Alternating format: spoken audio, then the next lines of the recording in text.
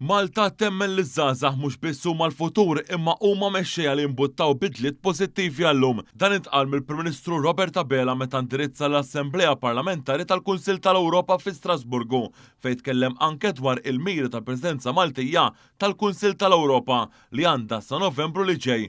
Dr. Abela tkellem ukoll dwar il-paċi bħala iċ-ċavetta tal-prosperità għal popli differenti u qal li f'dan iż-żmien ta' tensjonijiet u sfidi ġeopolitiċi il-Kunsill tal-Ewropa għandu irwol akbar lil mill-kontinent tagħna. Il-Prim Ministru qal li Malta dejjem ibbażat il-politika barranija tagħha fuq dialogu favur il-paċi internazzjonali. Semma fost oħrajn is-summit bejn Bush u Gorbaċov fl-aħħar ta' tmeninijiet, it-taħdidiet favur il-paċi fl-Ukrajna fl-2023 li saru f'pajjiżna u l-preżenza Maltija tal-Organizzazzjoni għas-Sigurtà u l-Kooperazzjoni fl-Ewropa l-OSCE.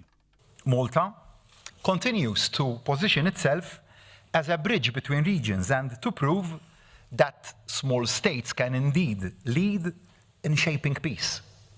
And this commitment remains not just central, but essential in today's geopolitical context. Hawnhekk Dr. Abela semma l-importanza għal paċi kif ħadd ma jista' jibqa' sieket quddiem it-traċedji umani f'Gaza fil-komunità internazzjonali għandha tingħaqad biex jieqaf it-tixrid tad-demm. Dwar iż-żgħażagħ il-Prim Ministru Abela tkellem dwar inizjattivi importanti li ħall-pajjiż biex isaħħaħ il-vuċi taż-żgħażagħ fosthom bil-Youth Advisory Forum u l-Vot 16. Semma wkoll kif f'Ottubru li ġej Malta se tospita konferenza għall ministri responsabbli miż-żgħażagħ. Tkellem ukoll dwar ir-riformi li saru f'pajjiżna fl-aħħar snin anke b'konsultazzjoni mal-Kunsill tal-Ewropa fosthom il-Kummissjoni Venezja, il-Greco u l-Manival li waslu biex issaħħu l-istituzzjonijiet. Hawn semma riformi fil-qasam tal-ġustizzja fosthom il-ħatriet fil-ġudikatura, it-tisjieħ fl-Uffiċċju tal-Ombudsman u l-Kummissjoni Permanenti kontra l-Korruzzjoni, il-bidla fil-mod kif jinħatar il-President tar-Repubblika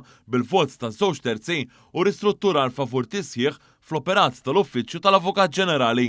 Hawn Dr. Abela semma wkoll kif Malta kienet l-ewwel stat membru tal-Unjoni Ewropea li trasponiet id-Direttiva Ewropea tal-Antislep li permezz tagħha se tipproteġi iżjed lill-ġurnalisti u semma wkoll l-introduzzjoni tal-femiċidju fil-liġi kriminali ta' Malta u riformi oħrajn li bihom saħħaħ l-emanċipazzjoni tan-nisa fosthom anke fil-ħajja politika.